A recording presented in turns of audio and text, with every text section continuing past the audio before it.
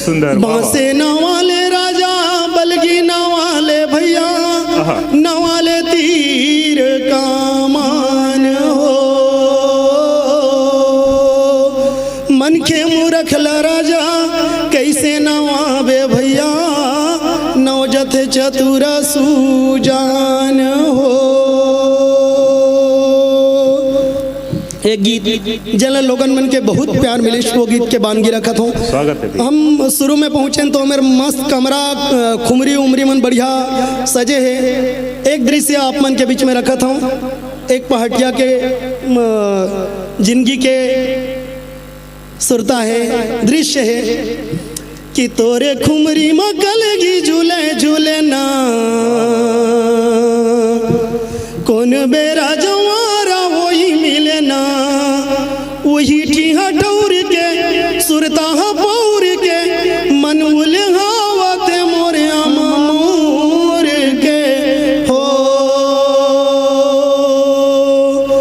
कि धायंगना परछी मुहाटी मठाड़े, तोर बिना जोई रे मन नहीं तो मारे, ये सीका मारा खे ये देसी का मारा खे दुई पाव घिऊ, तोरे सुरता के संसोले वह मोरे जीव। ये देवधामी देवधामी मनर यार बदेना, डेरी हाथ मनो के गोदाऊ गोदेना, वही ठीहा ठौरे के सुरता पौर के मन उलहावते मोरे मोर के हो। बड़ सुखर भैया। संझा के पानी मंझनिया के घाम, सौहे जिंदगी लिखा गे तोरे छे नाम। सुखवा पहाती सुखवा के पहाती, बेरा पंग पंगाती। एला एखर से ती लिखे हो कि आपन मस्तूरिया जी ला सुने हो। मस्तूरिया जी के एक गीत आरी भेंट हो गए संगवारी, राम राम के बेरा मुस्का के जोहार ले ले। हमर नायक हो नायिका में विशुद्ध माया है तो दुरिया ले जय जोहार हो जाई।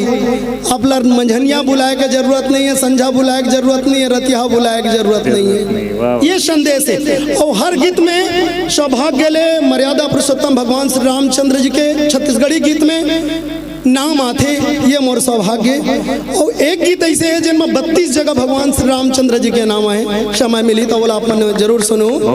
ऐसा जाके पानी मंझनिया के घाम, सौहे जिंदगी लिखा गे तोरे चे नाम। सुखवा पहाती सुखवा के पहाती, बेरा पंग पंगाती, राम रमुआ होई आती जाती। वो मन के मिलौनी ये वो मन के मिलौनी, न गावन पटौनी फिराऊं खारे खारे वो, जस बाबा मौनी तोरे मयाम वो। ताली बजाल पर थे बीच बीच में ना चार्जिंग करे लगते हैं।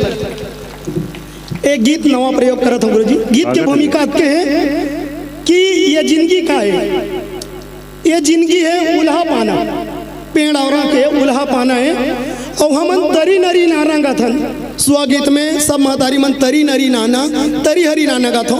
एक आध्यात्मिक दृष्टिकोण से मोर विचार है कि ये नरी की थे टोटाला नरी हाथ तरी डहर कहूँ हो गए तहल हरी के पास चल दीस, तहाँ लेके थे नाना नाना तरी नरी नाना मोर नाना री नाना रे सुअना तरी हरी नाना मोर नाना।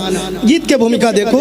स्वागत है भैया। ऐ मया मम्मी तानी के गाले तेन गाना, जिंदगी जानौला जनावा ते आना।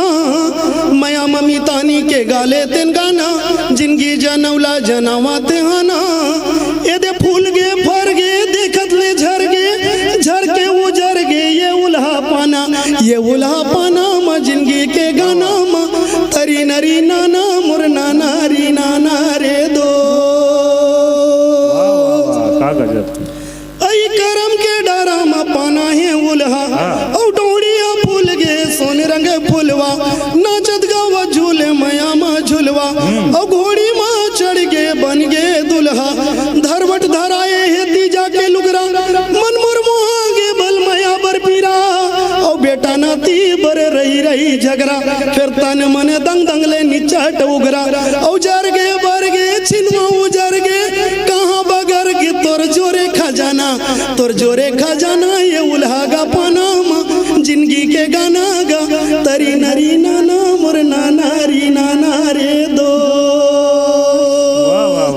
अब खटिया में सुते सुते सिया सियानी उम्र में खटिया में सुते सुते जिंदगी भर के करम लगी गिनत रही की रति हा जगत गिने चंदा चंदैनी औ गंगा जमुना बहनी तीन तीर बेनी औ बिना के बोनी के काजुबती मोहनी काया जरे जैसे बाती कसमोनी जग रचैया के अजब है रचना धरती आकाश अगिन पानी बिना चैत बैसाख जेठ अगन महीना औ गिन गिने चारे च दिन हवे जीना ऐ राम नाम गाले मनमा बसाले रद्दा बना ले झनबेरा गवाना ये उल्हा गा पानाम जिंदगी के गाना गा तरी नरी नाना मोर नाना री नाना रे दोस्त वाह वाह मोया मा बोले संगी जोड़ा परे होना जिंदगी बिताबो जुग चार हो सुख सोहर संग लेबे जोहार मोर सीताराम आधार हो तै जोहार लेबे जो ही आवत जावत वो जोहार लेबे। बहुत बहुत धन्यवाद और पूरा अभिव्यक्ति मंच ला बहुत बहुत बधाई शुभकामनाएं। आप हमारे संग जुड़े रहो ओकर बर धन्यवाद। और हाँ, हमारे YouTube चैनल ला सब्सक्राइब जरूर करो।